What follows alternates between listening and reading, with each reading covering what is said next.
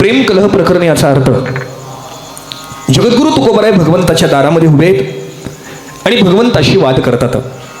वाद करण्याची दोन कारण आहेत बरं का.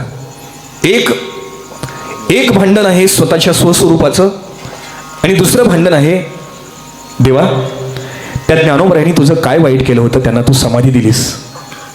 एवढंच लेकरू आहे. 16व्या वर्षी ज्ञानेश्वरी सारखा ग्रंथ लिहायला सुरुवात करावी, सगळं आयुष्य संपूर्ण जगाकरता समर्पित करावं आणि त्या ज्ञानोबरायांनी समाधी घ्यावी. देवा त्या ज्ञानोबरायांनी तुझं काय वाईट केलं होतं आणि त्यांना तू समाधी दिलीस. या समाधीच्या विरहामध्ये सगळे संत एकत्र येतात आणि देवाबरोबर भांडू लागतात. हे भांडणपर प्रकरणातील याला म्हणतात प्रेम कलह प्रकरण बरं का.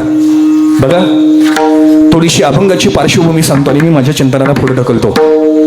हा अभंग कधी म्हटला जातो, फड परंपरेमध्ये याला अनन्यसाधारण का महत्त्व दिलेलं आहे याचं चिंतन आहे का. आपली कार्तिकी एकादशी असते, तुम्ही वारीला जाताना सगळे. हां, कार्तिकी एकादशीला ज्यावेळेला पंढरपुरामध्ये वारी भरते आणि वारी भरल्यानंतर ज्यावेळेला पौर्णिमेला वास्कर परंपरेची लोक परतीच्या वारीला आळंदीला जातात. पौर्णिमेला वाऱ्या निघतात बरं का. आणि पंढरपूरचा पांडुरंगाचा रथ घेऊन, पांडुरंगाच्या पादुका घेऊन ही वास्कर परंपरेची लोक परतीच्या वारीला जातात. आणि परतीच्या वारीला गेल्यानंतर कार्तिक वद्य त्रयोदशीला आळंदीमध्ये ज्ञानेश्वर महाराजांचा समाधी सोहळा साजरा केला जातो.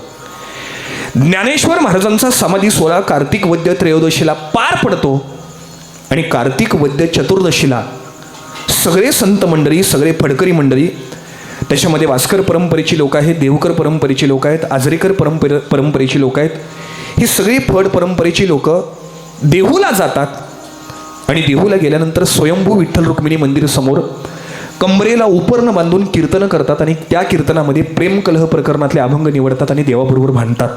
देवा ज्ञानोबरायांना का समाधी दिलीस, एवढ्या लहान वयामध्ये ज्ञानोबरायांनी तुझं काय वाईट केलं होतं.